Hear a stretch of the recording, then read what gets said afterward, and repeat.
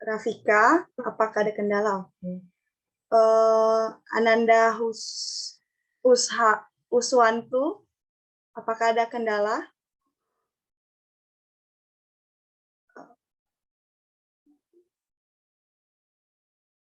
Baik, mungkin ada kendala jaringan.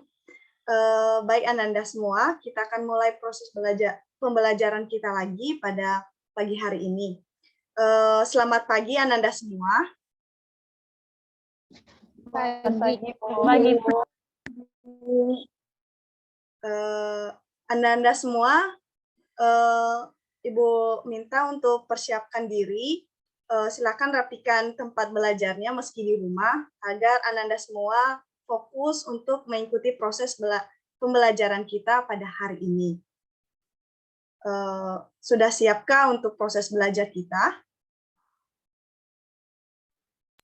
Sudah, Bu. Siap, Bu. Siap, Bu. Baik. Baik Ananda semua, sebelum kita memulai proses belajar kita, alangkah lebih baiknya kita awali dengan doa yang akan dipimpin oleh Yuli Diastuti. Kepada Ananda kami dipersilakan. Baik, Ibu dan teman-teman, sebelum memulai pembelajaran pada pagi hari ini, sebaiknya kita berdoa terlebih dahulu, berdoa menurut agama dan kepercayaan masing-masing. Berdoa dimulai.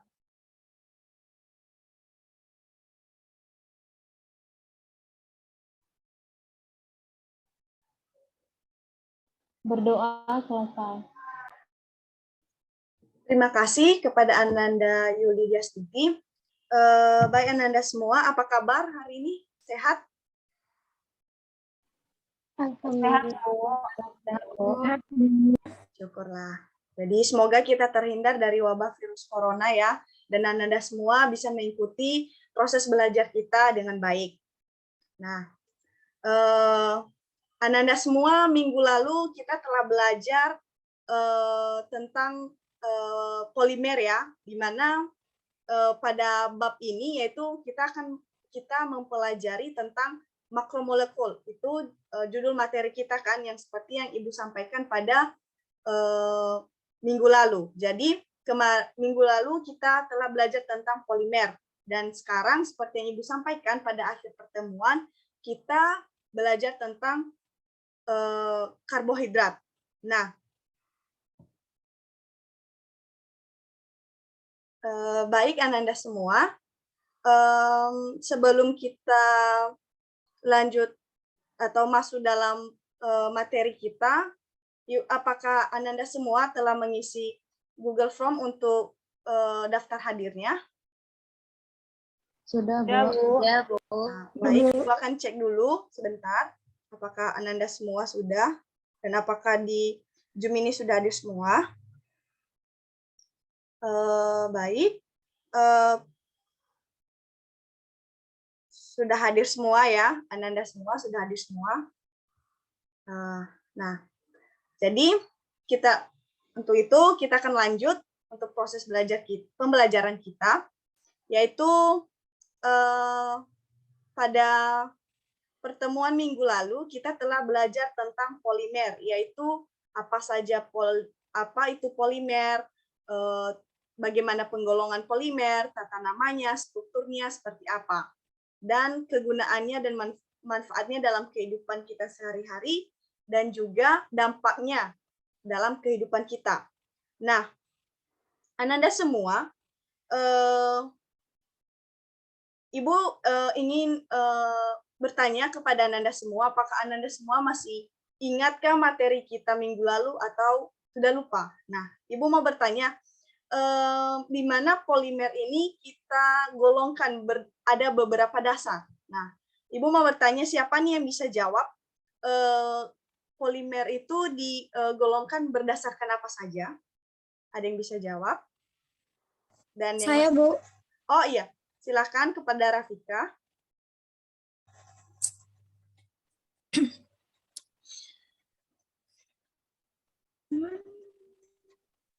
Baik, izin menjawab Bu dan teman-teman.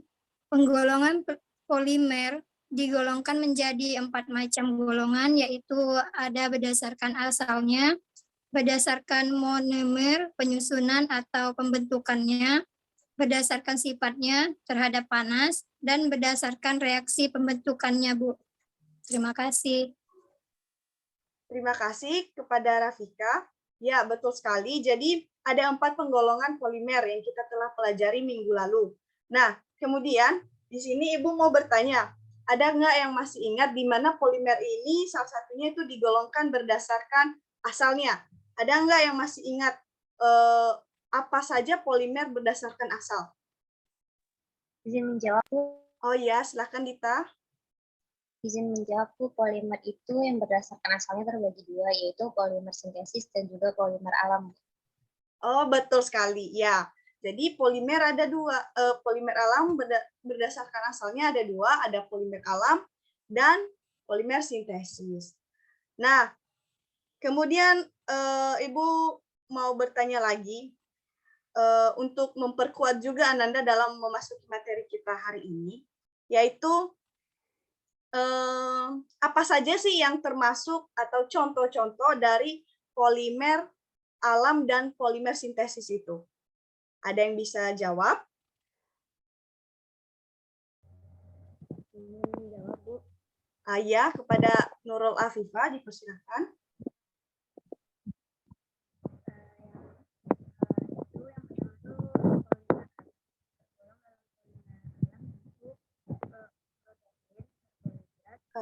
Maaf Ananda, suaranya masih kurang jelas.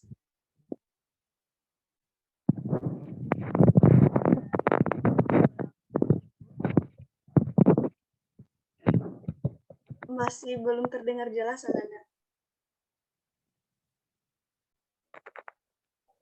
Izin Bu, iya. mungkin suara Nurul tidak bisa Bu, boleh Yuli menjawabnya Bu? Oh iya, silakan Yuli. Baiklah Ibu. Yang tergolong dalam polimer alam yaitu ada protein, karbohidrat, lipid, dan karat alam. Kemudian pada polimer sintesis itu seperti polietena, povinyklorida, dan polipropilena, Bu. Ya, betul sekali yang disampaikan Yuli. Nah, jadi seperti yang telah kita pelajari minggu lalu, bahwasanya kita belajar tentang polimer. Polimer digolongkan menjadi beberapa golongan, dan ada polimer berdasarkan asal, yaitu salah satunya polimer alam. Polimer alam juga salah satu contohnya itu protein, karbohidrat, lipid, dan lain-lain. Nah, sekarang Ananda semua, kita akan belajar tentang karbohidrat, yang merupakan contoh dari polimer berdasarkan polimer alam. Nah, proses belajar kita akan tahu kenapa sih kita bisa lemas ketika kita tidak makan. Nah, salah satu lagi pertanyaan untuk kita, kenapa sih setiap negara makanan pokoknya berbeda-beda? Seperti negara Amerika, makanan pokoknya roti. Kita Indonesia, makanan pokok kita nasi. Kalau kita tidak makan nasi, maka kita tidak kuat. Nah, untuk lebih tahu apa sih yang menyebabkan hal itu ada kaitannya dengan materi kita pada hari ini. Jadi, kita akan menelusuri informasi tersebut. Jadi, Ibu akan share screen lagi untuk pertemuan kita ini.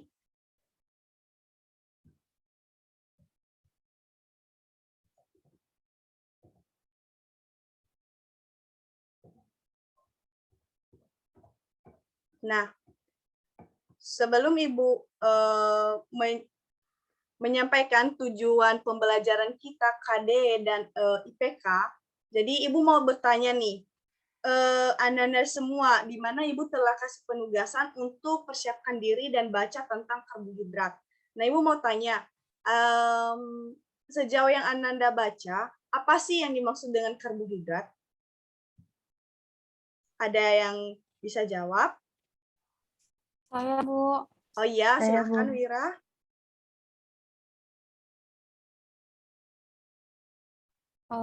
Izin mencoba menjawab, Bu. Jadi menurut yang saya baca, Bu, karbohidrat itu merupakan suatu senyawa di alam, di mana strukturnya itu terdiri dari senyawa karbon, hidrogen, dan oksigen, Bu. Ananda semua pada pembelajaran kita ini kita juga Ananda semua perlu tahu apa tujuan pembelajaran kita, apa yang Ananda harus capai dalam pembelajaran kita. Jadi Ibu minta kepada Desi untuk membacakan kompetensi dasar, IPK, dan tujuan pembelajaran kita. Apakah Desi masih ada di Zoom?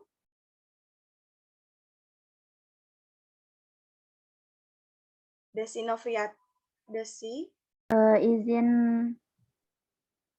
membantu. Iya. Sepertinya Desi mungkin terkendala jaringan. Kepada Nurul Afifah, silakan membacakan. Baiklah, sebelumnya maaf Ibu dan teman-teman, saya tidak mengaktifkan kamera karena jaringan. Baiklah, di sini ada kompetensi dasarnya yaitu 3.11, menganalisis struktur, tata nama, sifat, dan penggolongan makromolekul.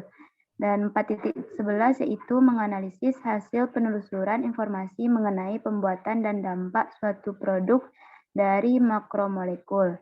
Nah, untuk indikator pencapaian kompetensi atau IPK-nya yaitu yang 3.11.1 menganalisis struktur, tata nama, sifat, penggolongan polimer. 3.11.2 menganalisis struktur, tata nama, sifat, penggolongan karbohidrat. 3.11.3 menganalisis struktur, tata nama, sifat, penggolongan protein. 3.11.4 menganalisis struktur, tata nama, sifat, penggolongan lipid. 4.11.1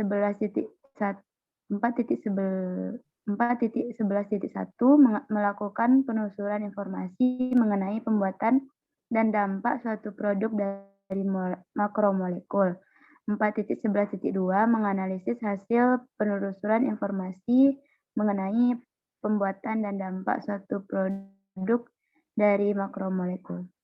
Sekian Bu, kembali kepada Ibu. Iya, terima kasih kepada Nurul. Selanjutnya, yang bisa membacakan tujuan pembelajaran, apakah Yuli Diastuti bisa?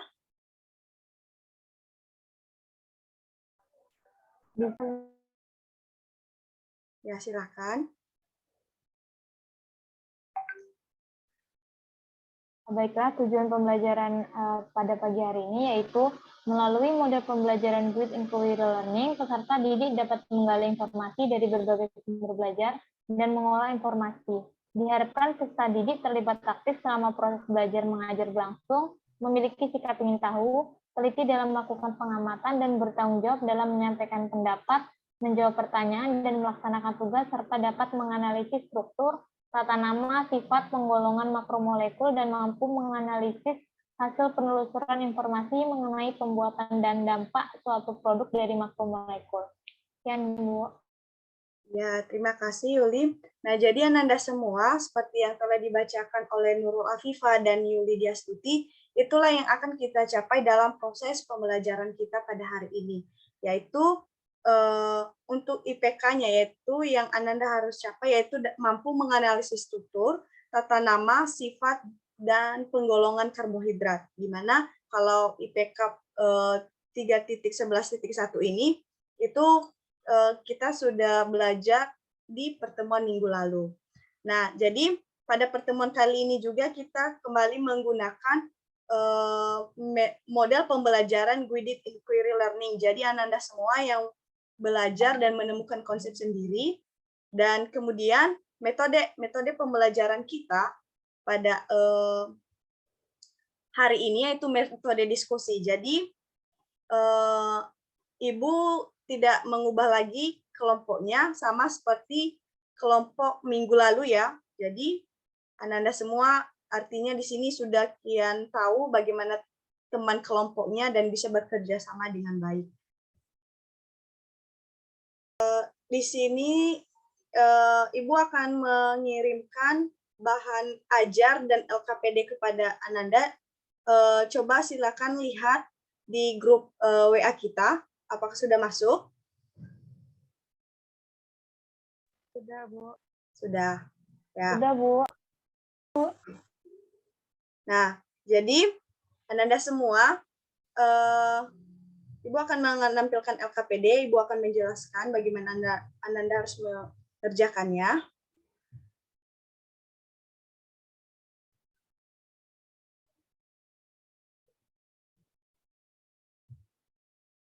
Sebentar.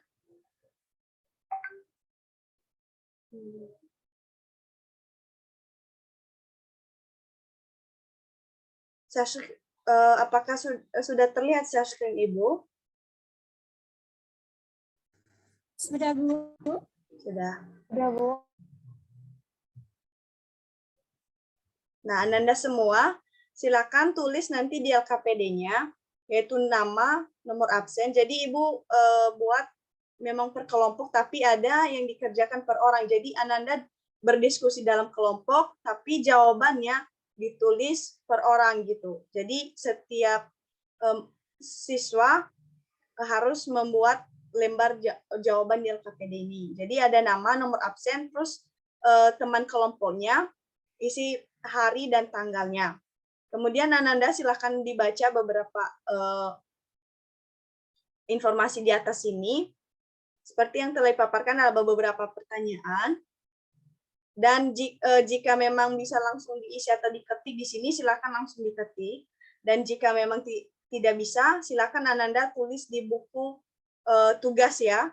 Nanti Ibu akan mengecek hasil jawaban dan diskusi Ananda.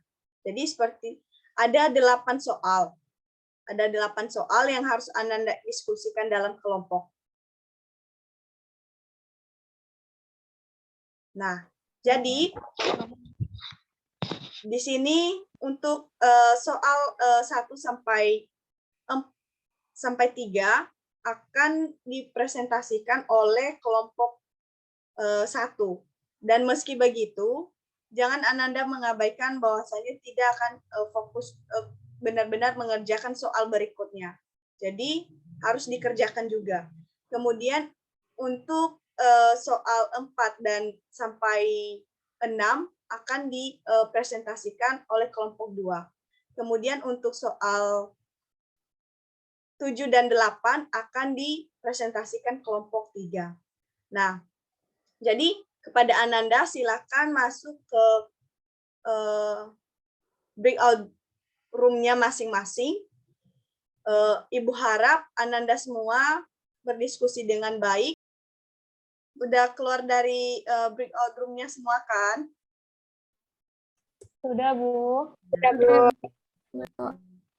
Nah, baik. Seperti yang Ibu telah sampaikan tadi, bahwasanya kelompok 1, kelompok 2, dan kelompok 3 bakalan menyampaikan hasil diskusinya. Nah, Ibu persilahkan kepada kelompok 1 untuk menyampaikan hasil diskusinya pada saat ini. Kepada kelompok 1, Ibu persilahkan.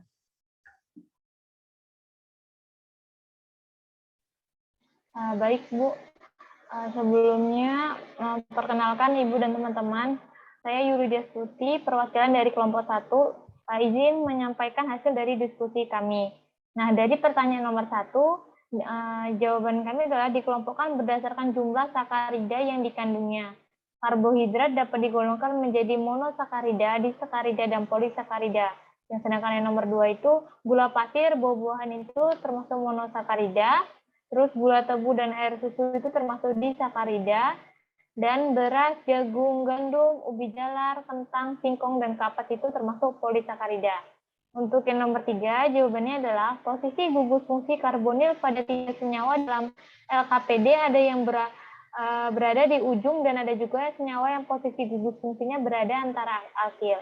Mungkin hanya itu saja yang dapat saya sampaikan. Terima kasih Ibu dan teman-teman. Terima kasih kelompok 1 yang telah menyampaikan hasil diskusinya. Apakah dari kelompok lain ada yang mau menambahkan jawaban dari hasil diskusi kelompok 1? Izin menambahkan, Bu. Ya, kepada Miftah dipersilahkan.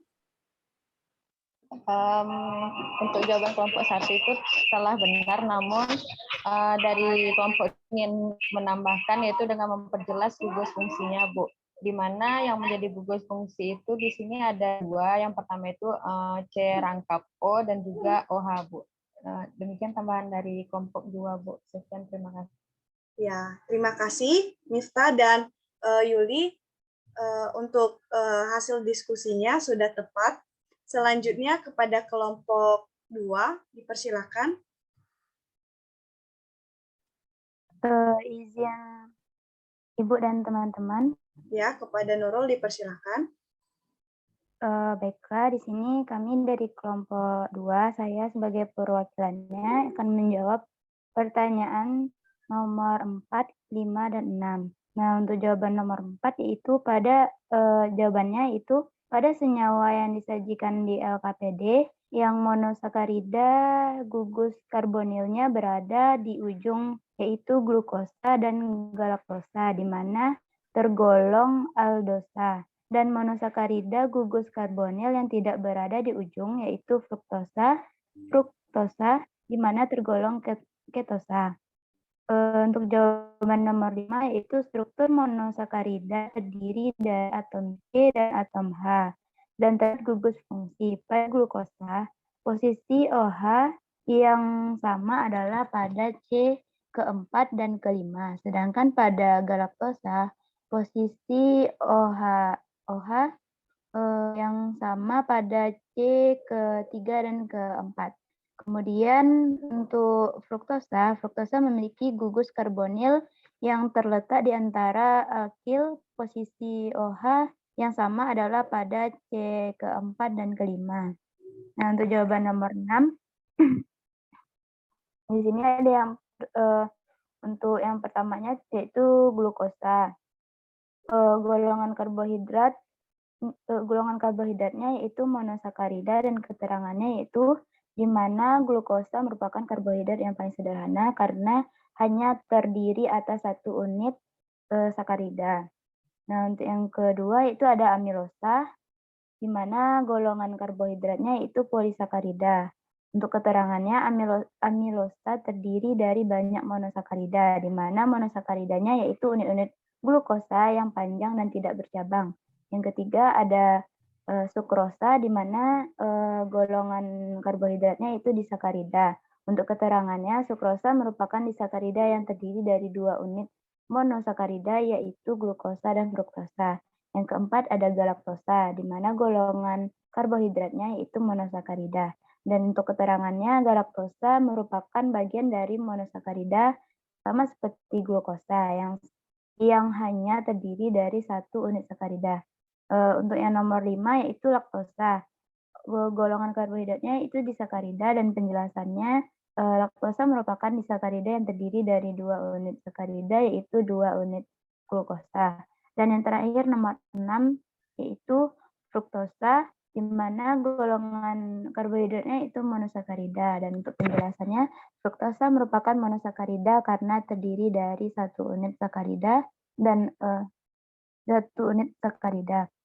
Baik, sekian hasil diskusi kelompok 2. Saya kembalikan kepada Ibu.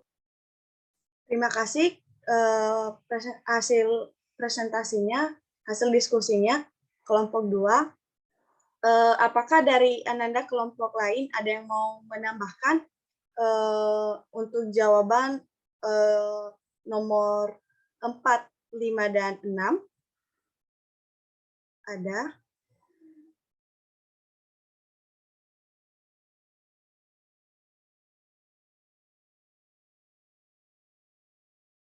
Apakah ada, Nanda?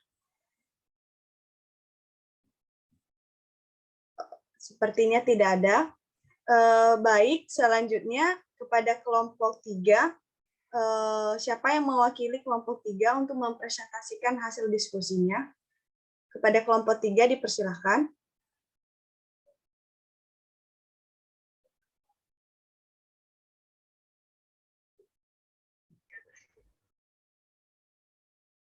Izin Bu, saya Wira Rahmaliza, perwakilan dari kelompok 3, ingin menyampaikan hasil diskusi kami, di mana yaitu jawaban soal nomor 7 dan nomor 8.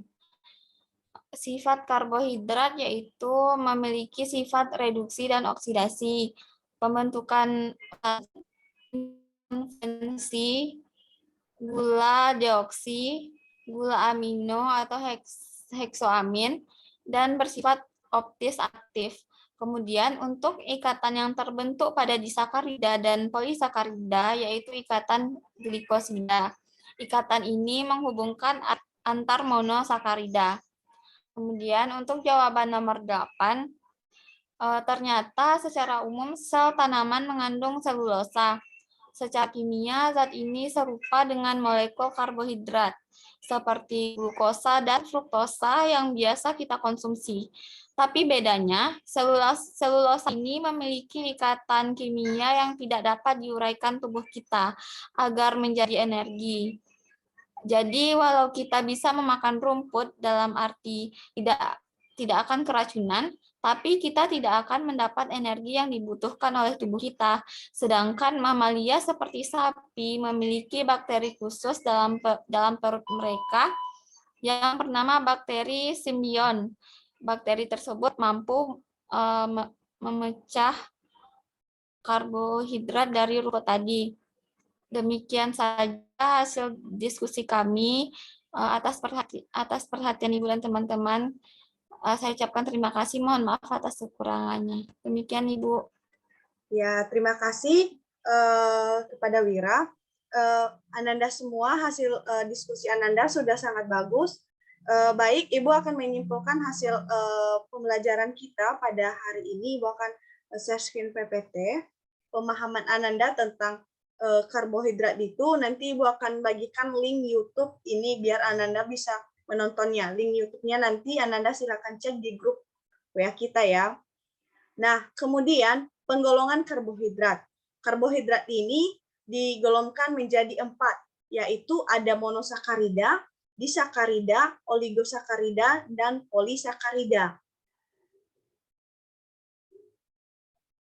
Nah, di mana monosakarida ini merupakan sakarida yang paling sederhana dan tidak dapat diurai lagi menjadi molekul lebih sederhana secara hidrolisis. Ya, artinya monosakarida ini hanya satu dan nggak bisa dihidrolisis lagi.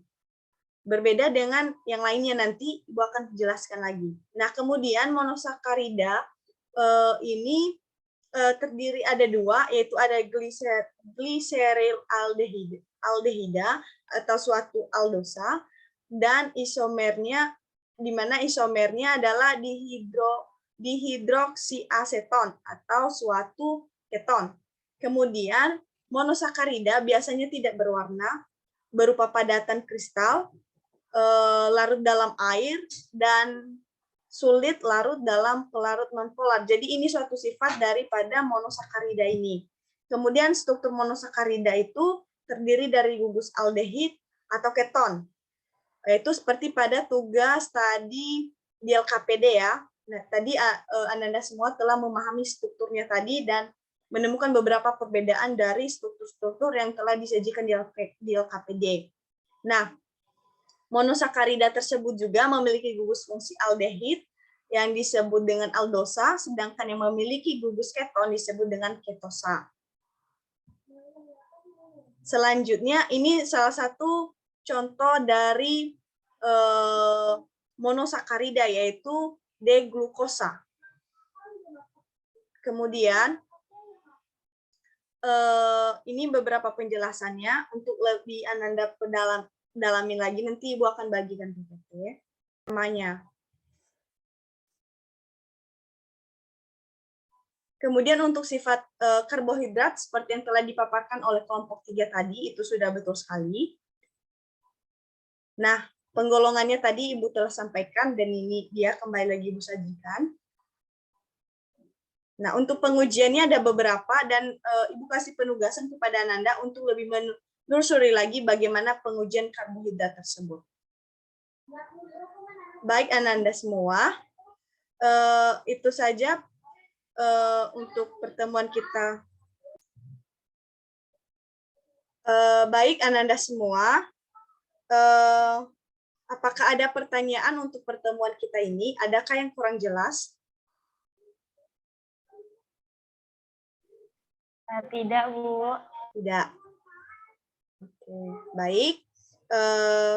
Untuk itu, Ibu untuk mengaplikasikannya, Ibu telah membagikan link Google Form kepada Ananda semua. Itu Ibu sudah masukkan soal-soal. Silakan Ananda kerjakan. Ibu kasih waktu selama 5 menit. Ananda silakan kerjakan semua soal-soal itu. Artinya pengaplikasian apa yang telah Ananda peroleh pada pertemuan kita ini.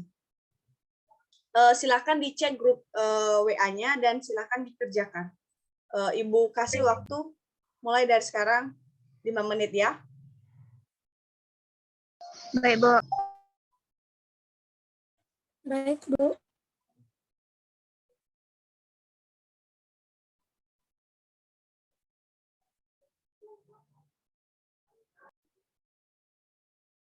Baik Ananda semua, waktu pengerjaannya sudah selesai. Ibu Ibu akan periksa dari hasil. Baik Ananda semua, Ibu telah melihat hasil Ananda semua yang telah Ananda kerjakan, dan dari hasilnya semua, Ibu sangat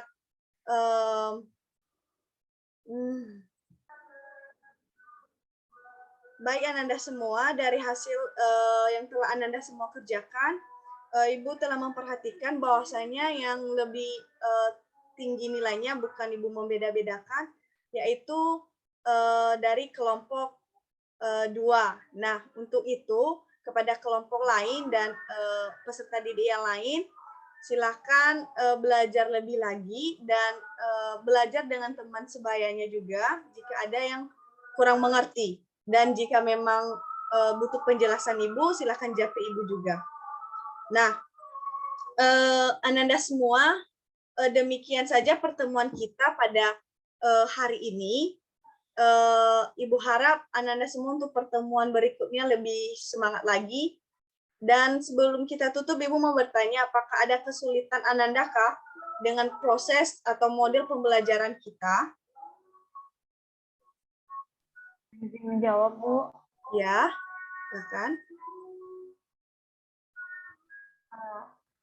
Untuk proses belajar, kami bisa mengikutinya dengan baik, Bu. Dan juga model pembelajaran ini sama dengan model pembelajaran yang minggu lalu, Bu. Jadi menurut pribadi Yuli lebih paham dan lebih mengerti juga tentang materi yang Ibu jelasin juga. Mungkin hanya itu saja, Bu. Terima kasih, Bu. Ya, terima kasih Yuli. Baik, terima kasih Yuli untuk yang telah disampaikan untuk proses belajar kita. Berarti Anda semua bisa mengikuti ya proses belajar kita. Nah, untuk minggu depan, silakan Anda semua persiapkan diri. Kita akan belajar lagi tentang protein. Ya, silakan Anda pelajari apa saja tentang protein, bagaimana itu protein, strukturnya seperti apa itu protein ya. Dan silakan kerjakan tugas yang ada di buku paket Ananda semua ya, tentang karbohidrat. Tentang karbohidrat juga ya. Baik Ananda semua, sebelum kita tutup, alangkah lebih baiknya juga kita berdoa lagi yang akan dipimpin oleh Wira. Pada Wira dipersilakan.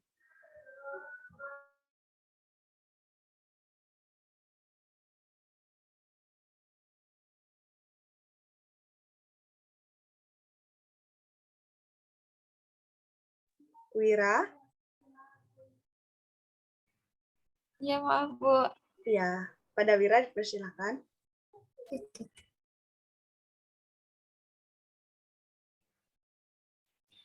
Baiklah, untuk mengakhiri pertemuan kita pada hari ini, marilah kita sama-sama berdoa menurut agama dan kepercayaan kita masing-masing sebagai wujud rasa syukur terhadap Tuhan yang Maha Esa. Berdoa mulai. Berdoa selesai. Terima kasih Wira telah memimpin kita dalam doa. Ananda semua silakan belajar dan kerjakan tugasnya ya. Dan sampai ketemu minggu depan. Ya, demikian saja Ibu tutup Zoom kita. Terima kasih untuk partisipasinya pada hari ini. Ibu tutup Zoom-nya ya. Baik, Bu.